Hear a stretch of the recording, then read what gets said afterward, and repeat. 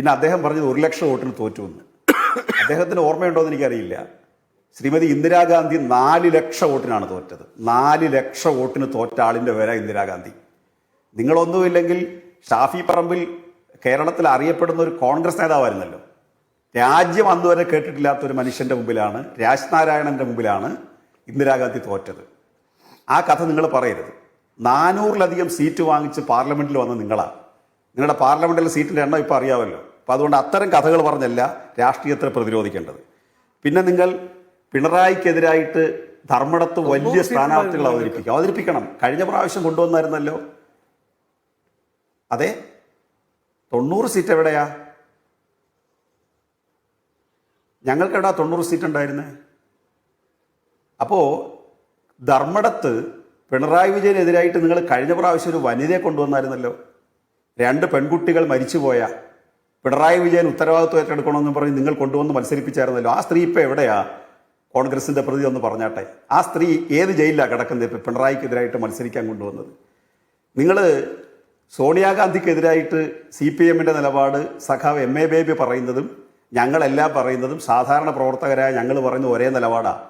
സോണിയാഗാന്ധി സ്വർണത്തിൻ്റെ പങ്ക് പറ്റിയെന്ന് ഇതുവരെ ഞങ്ങളുടെ മുമ്പിൽ തെളിവില്ല. പക്ഷെ സോണിയാഗാന്ധിയുടെ ഇരിപ്പിടത്തിന് സമീപം പോറ്റിയെ എത്തിച്ചത് ആരാണെന്നുള്ളതാണ് ഞങ്ങളുടെ ക്വസ്റ്റ്യൻ.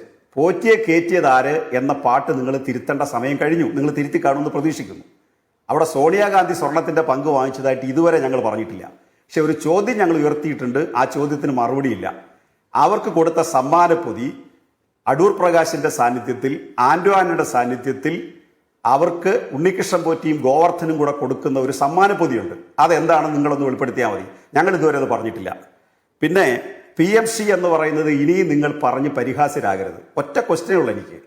ഇന്ത്യ രാജ്യത്ത് PMC നടപ്പിലാക്കാത്ത ഒരു കോൺഗ്രസ് സർക്കാരിൻ്റെ പേര് നിങ്ങൾക്ക് പറയാവോ? എന്നിട്ട് പോരെ കേരളത്തിലെ കാര്യം പറയുന്നത്. ഞങ്ങൾ PMC-യുമായി ബന്ധപ്പെട്ട് ഞങ്ങൾക്കൊരു ദേശീയ നിലപാടുണ്ട്. പ്രധാനമന്ത്രിയുടെ ആ പരിപാടിയിൽ ഞങ്ങൾ യോജിക്കുന്നില്ല എന്നുള്ളത്. പക്ഷെ 1700 കോടി രൂപയാണ് ഈ കേരളത്തിന് അതിൻ്റെ പേരിൽ തടഞ്ഞു വെച്ചത്. ഈ സ്കൂൾ നിങ്ങൾ നോക്ക്. ഉമ്മൻചാണ്ടി ഭരിക്കുമ്പോൾ പാഠപുസ്തകം ഉണ്ടായിരുന്നോ സാർ? വെക്കേഷൻ സമയത്ത് പാഠപുസ്തകം കൊടുക്കുന്നു. ഇപ്പോൾ അവിടെ 3,67,00,000 പാഠപുസ്തകം അടിച്ചു കൊടുക്കുക ഞങ്ങൾ. 8ാം ക്ലാസ് വരെ സൗജന്യമാണ് സാർ പാഠപുസ്തകം. 8ാം ക്ലാസ് വരെ യൂണിഫോം സൗജന്യമാണ്. 10 കോടി മുതൽ 1 കോടി രൂപ വരെയുള്ള 937 സ്കൂൾ കെട്ടിടങ്ങൾ 10 വർഷത്തിനുള്ളിൽ ലോകത്താദ്യമായി ഉദ്ഘാടനം ചെയ്ത ആളിന്റെ പേരാ പിണറായി വിജയൻ. 937 സ്കൂൾ കെട്ടിടങ്ങൾ.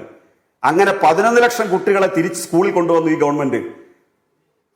ആ മെച്ചപ്പെട്ട വിദ്യാഭ്യാസ പ്രവർത്തനത്തിന് തടയിടാനാണ് SSK ഫണ്ട് കേന്ദ്ര ഗവൺമെന്റ് തടഞ്ഞു വെച്ചത്.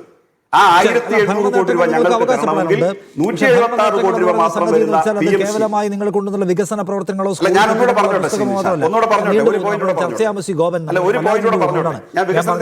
എന്റെ ക്വസ്റ്റ്യൻ അല്ല, KK ശൈലജയ്ക്ക് മറുപടി വികസന പ്രവർത്തനത്തിന്റെ കാര്യവും പറഞ്ഞു. എന്റെ ചോദ്യം ഇതാണ്: ജനങ്ങളൊരു സർക്കാരിനെ വാല്യൂ ചെയ്യുന്നത്, ഓഡിറ്റ് ചെയ്യുന്നത് ആ സർക്കാർ എന്തുമാത്രം വികസന പ്രവർത്തനങ്ങൾ കൊണ്ടുവന്നു എന്നതിനെ മുൻനിർത്തി മാത്രമായിരിക്കില്ലല്ലോ.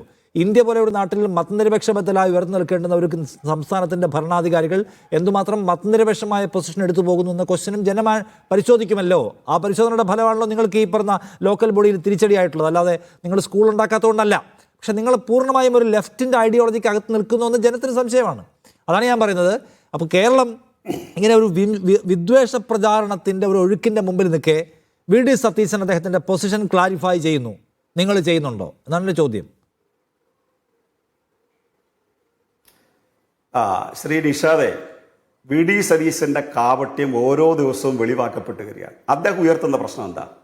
ഇന്ത്യ രാജ്യത്ത് ലക്ഷണമൊത്ത മതനിരപേക്ഷ പ്രസ്ഥാനമാണ് ഇടതുപക്ഷമെന്ന് ഉള്ളതുകൊണ്ട് കേരളത്തിലെ മതന്യൂനപക്ഷത്തെ തെറ്റിദ്ധരിപ്പിക്കാൻ ജമായത്തെ ഇസ്ലാമി പോലുള്ള അല്ലെങ്കിൽ SDPI പോലുള്ള തീവ്ര സ്വഭാവമുള്ള ഇസ്ലാമിക പ്രസ്ഥാനത്തെ വിമർശിക്കുമ്പോൾ അത് മുസ്ലിം വിഭാഗത്തിനെതിരാണെന്ന് വ്യാഖ്യാനം അദ്ദേഹം കൊടുക്കുന്നു. അങ്ങനെയാണെങ്കിൽ RSSനെതിരായിട്ട് രൂക്ഷ വിമർശനം നടത്തിയാൽ RSSും മോഡിയും പറയുന്നത് അത് ഹിന്ദുക്കൾക്കെതിരായിട്ടുള്ള വിമർശനമാണെന്നാണ്. ഈ 2 വിമർശനത്തെ ഞങ്ങൾ ഒരുപോലെ തള്ളിക്കളയുന്നു. ഇനി രണ്ടാമത്തെ കാര്യം, VD സതീശന്റെ ആക്ഷേപം ഇസ്ലാം വിഭാഗത്തെ വിമർശിച്ച വെള്ളാപ്പള്ളി നടേശനെ കാറിൽ കയറ്റി എന്നുള്ളതാണ്. ഇസ്ലാം വിഭാഗത്തെ വിമർശിച്ച വെള്ളാപ്പള്ളി നടേശന്റെ ആ സംഭവം എന്താണെന്ന് നിഷാദിന് കൃത്യമായിട്ട് അറിയാം. മുഖ്യമന്ത്രിയും വെള്ളാപ്പള്ളി നടേശനും ഒരു ഗസ്റ്റ് ഹൗസിൽ ക്യാമ്പ് ചെയ്യുന്നു അയ്യപ്പ സേവാ സംഗമത്തിൽ പങ്കെടുക്കാൻ. രാവിലെ മുഖ്യമന്ത്രി അവിടെ കാറിൽ കയറി പുറത്തേക്ക് പോകുന്നു. അത് സെക്യൂരിറ്റിയുടെ പ്രശ്നമുള്ളതുകൊണ്ട് ആകെ 150 മീറ്ററേ ഉള്ളൂ, നടക്കാൻ ദൂരേ ഉള്ളൂ. വെള്ളാപ്പള്ളി നടന്നിറങ്ങുന്നു. അപ്പോൾ മുഖ്യമന്ത്രിയുടെ കാറിൽ വെള്ളാപ്പള്ളി കയറി സംഭവ സ്ഥലത്തേക്ക് പോകുന്നു. ഇത് ഇങ്ങനെ ഒരു പരാമർശം നമ്മൾ നടത്തിയാൽ നാളെ വി ഡി സതീശന്റെ വീട്ടിലെ കല്യാണത്തിന് പിണറായിക്ക് പോകാൻ കഴിയാതെ വരും. ജമാഅത്തെ ഇസ്ലാമിയുടെ നേതാവ് പിണറായിയെ കല്യാണം വിളിച്ചാൽ അവിടെ പോകാൻ കഴിയാതെ വരും. അത്തരം അപകടങ്ങൾ കേരളത്തിൽ വ്യാഖ്യാനിക്കപ്പെടും.